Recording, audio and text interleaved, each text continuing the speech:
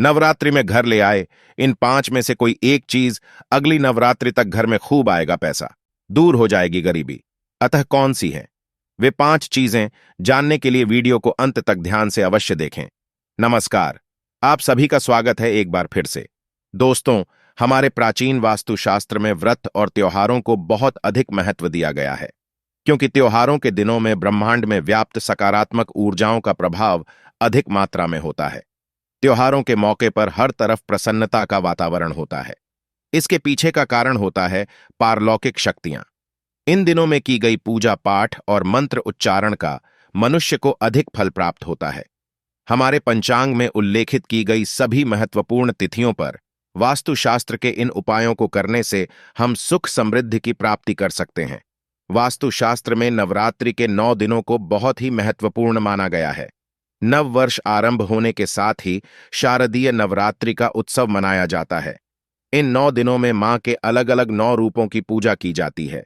ये 9 दिन शास्त्रों की दृष्टि से बहुत ही खास माने गए हैं।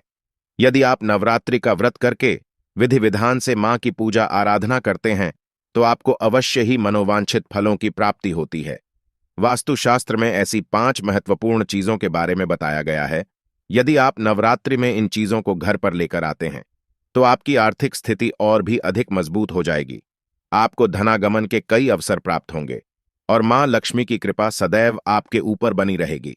इन चीजों का संबंध मां दुर्गा के साथ साथ धन की देवी मां लक्ष्मी से भी है। इन चीजों को घर पर लाने से इनके साथ मां लक्ष्मी भी आपके घर में प्रवेश करती है और आपकी झोली को खुशियों से भर देती है। अगर मां लक्ष्मी पर आपकी सच्ची श्रद्धा है तो कमेंट बॉक्स में जय मां लक्ष्मी अवश्य लिखें। तो आइए अब जान लेते हैं कि नवरात्रि पर हमें कौन कौन सी चीजें घर पर लानी चाहिए ताकि मां लक्ष्मी हम पर प्रसन्न हो सके।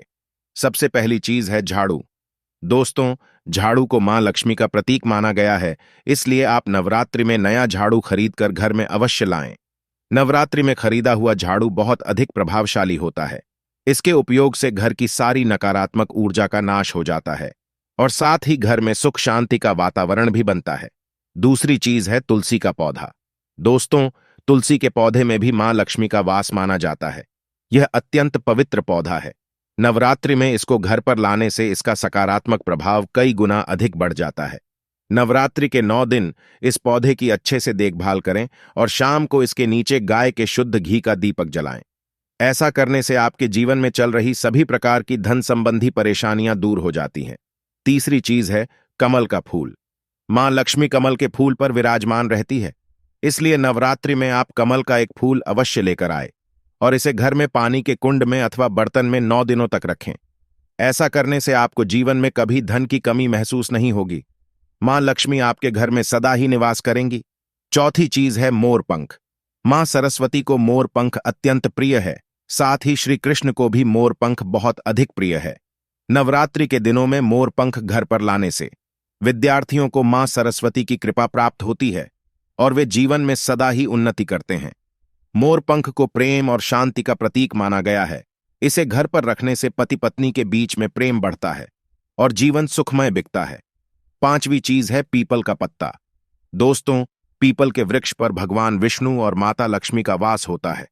नवरात्रि के पावन अवसर पर आप पीपल का एक पत्ता अपने घर पर अवश्य लाएं और उसकी मां लक्ष्मी के सामने रखकर पूजा करें। पीपल के पत्ते पर मां को मीठे प्रसाद का भोग लगाएं। मां आपकी भक्ति से अवश्य ही प्रसन्न हो जाएंगी और आपकी हर मनोकामना को पूर्ण करेंगी। तो दोस्तों, ये थी वो 5 चीजें जिन्हें नवरात्रि पर घर पर लाने से सुख समृद्धि आती है। अतः मैं आशा करता हूं कि आज की ये जानकारी भी आपको पसंद आई होगी। अगर पसंद आई है तो कमेंट बॉक्स में जय मां लक्ष्मी और जय मां दुर्गा अवश्य लिखें। धन्यवाद।